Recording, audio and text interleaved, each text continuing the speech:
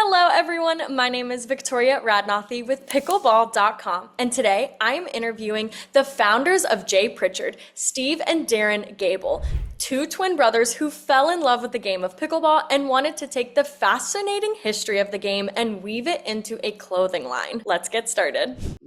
I'm Steve Gable, Darren's twin brother, and I'm one of the co-founders. Yeah, I'm Darren Gable, CEO, and obviously one of the co-founders. Tell me about the history. How did it all start? And we eventually get to where we are here today with this fabulous clothing brand. Pritchard is based on the founders of pickleball, the Pritchard family, and we were blessed. So my brother and I come from the pro beach volleyball world, competitive on the beach tour, had a passion for just being competitive. We hung that up, and obviously during COVID, we got exposed to the game of pickleball. We own a company called DSG International, which is a big branding agency. And we've been designing clothing for, we're probably going on 27 years. So we definitely have a passion for clothing. When we got exposed to the game and found out that the sport was actually invented by a family in 1965, obviously our minds just kind of triggered and like, wow, this is a huge opportunity. If we can approach this family and really pay homage to what they've done in such an elevated way, then we are absolutely going to get involved in this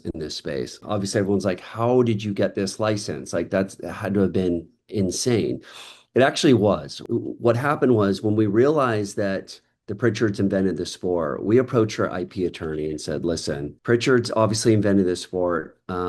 Do we need to approach this family and tell them what we're thinking? And he said, absolutely. Like you have to. So he found a phone number and we didn't know if it was connected to them or not. And my brother ended up actually calling this number. And crazy enough, an home answering machine picked up and it said, you've reached the Pritchards, leave a message. You're probably too young to even know what that is. Yeah. No, I remember. I have been growing up too. Like a voicemail on his cell phone. Right, with the little beep and it's Yeah. blinking and you're like, oh, I have a message. You're all excited.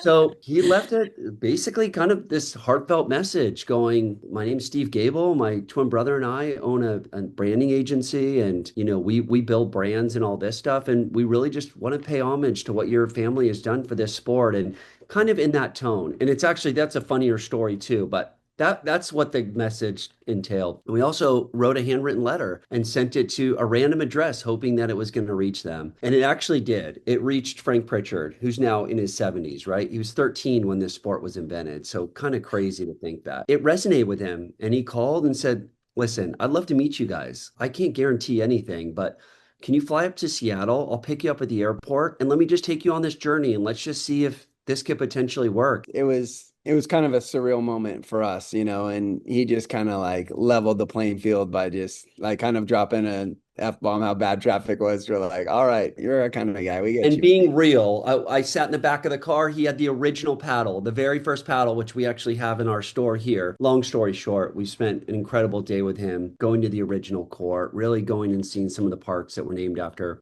his family. And at the end of the day, he's like, listen, I would love to work with you guys. It wasn't about the money. It's like, I truly believe in what you guys are doing. I want you to represent my family. He said, number one, I need this to be a premium brand. And we said, you know what, Frank, that's what we were going to do. We are absolutely going to take this Ralph Lauren, Peter Millar mindset, and we are going to build this beautiful collection for you. And we're like, what's the next ask? He said, the next ask, I need to make sure that my mom gets credit for naming the sport. I said, yes. We had a dog named Pickles. We had him 3 years after the sport was invented.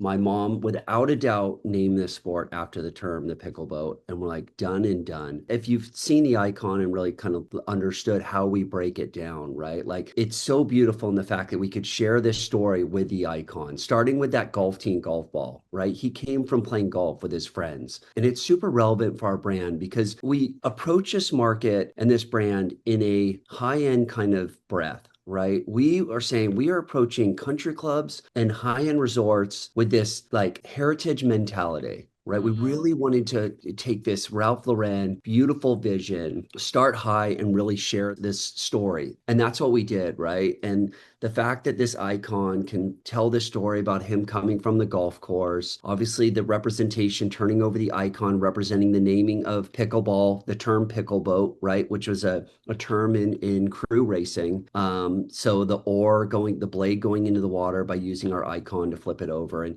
just those little things in the original shape of the paddle just adds like so much value and story to this collection. That's really cool. I love that you guys also got to settle the debate on was it named after the dog or the pickle boat situation? Well, we Listen, that legitimately have the directive, original that directive photo. came from him, right? Like if it was the dog, great. He was very passionate about it and he lived it. He knows more than anyone, right? So it was fun for us to lean into it. And it was a cute dog as well. Actually, the story was Joel Pritchard was being interviewed back in the day, and there wasn't a debate about the dog versus the pickleboat term and all that. But the guy who was interviewing said, you know what? Everyone is connecting with this dog story. I think we're going to go with this. And his dad actually said, you know what? Let's do it. But to be fair, that didn't sit well with Frank Pritchard. He's like, that's not cool. Like my mom 100% named this. You can see the photo. It's dated. Like the dog was 3 years out. There's no way of refuting that. So it's pretty interesting to see like that actually became a thing. Well, I love how you mentioned too, just like the heritage and the inspiration from Ralph Lauren, because you guys do have such a distinct aesthetic and vibe just looking at your website, looking at all the photo shoots you guys have done. Can you speak into creating that aesthetic and how you kind of landed in this beautiful high class country club space you've landed in? What we wanted to do is if we're telling this beautiful heritage story, as you know, there's a lot of brands out there that have very loud prints, a lot of designs, this and that, which there's no problem with that. There's space for it.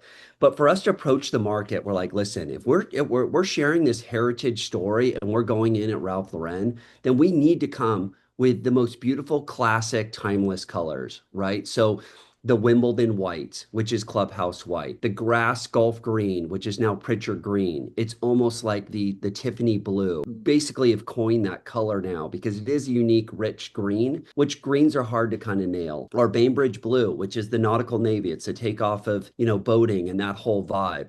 So for us, it's like we had to come out. If we were true to telling this beautiful story and we came out with light, bold prints, you're like, it doesn't align, right?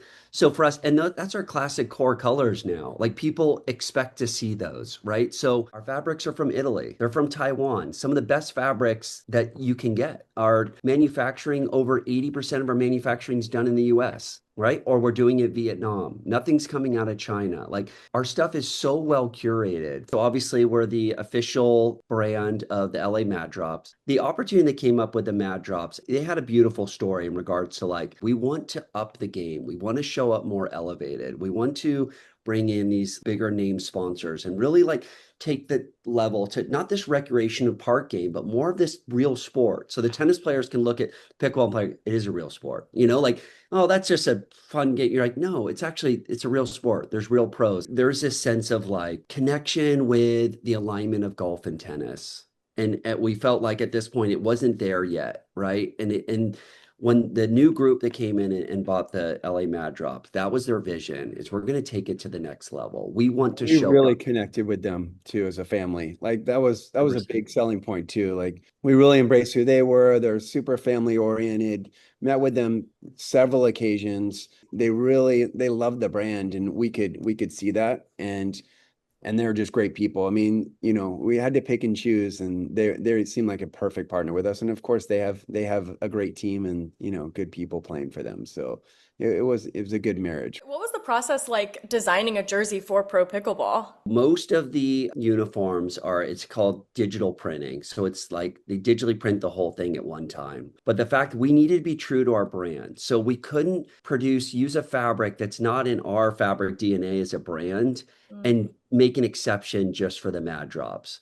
So with that being said, we really had to use our fabrics to then figure out a way to make a jersey out of it, right? When there's a million different logos on there. We respectfully tried to give our suggestions, and then they were starting to pick up more sponsors because they were creating a demand, but we made it work. How cool is it though to see, the number one player in the world, Ben Johns, wearing your stuff? That's got to be pretty cool, right? We're not complaining. And there are rumors that he wears it off the court when he doesn't need to. So it's really cool to see. Not is it just a uniform, but it's actually becoming this like badge of honor for them, and they love the stuff. So that's definitely rewarding. It's fun to watch them in it, like watch them move in it, and it's definitely a cool experience. Are you guys fans of Pro Pickleball? Like, do you follow the sport well? We are now. We did before, but I think with the new format and all that stuff and having skin in the game, it's really opened up our eyes to like, wow, this is actually really entertaining. I have two young boys that love pickleball, and like when they know they're in an event,